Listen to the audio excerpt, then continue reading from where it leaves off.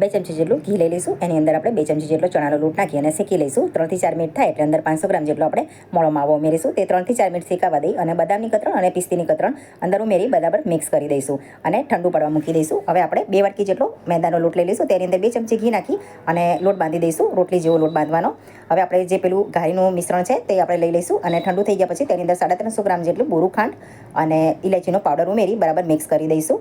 અને જે આપણે લોટ બાંધેલો છે તેની આવી રીતે પૂરી જેવો લોહો લઈ અને એકદમ પાતળી એવી પૂરી વણી દઈશું.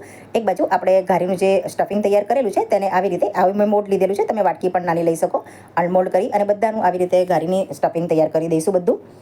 હવે આપણે રોટલી જે પૂરી લીધેલી છે પૂરીનું વણેલી તેને આવી રીતે કચોરીની જેમ વાળી લેવાનું. એક બાજુ આપણે ઘી ગરમ મૂકી દેવાનું અને ધીમા તાપે ઘારીને આવી રીતે તળી દેવાની. અને એક બાજુ આપણે ઠંડી થઈ જાય ઘારી પછી આપણે થીજેલું ઘી લઈ લઈશું. થીજેલા ઘીની અંદર ડીપ કરી અને પિસ્તાની કતરણથી આપણે એને ગાર્નિશ કરીશું. તો તૈયાર છે સરસ મજાની સુરતી ઘારી.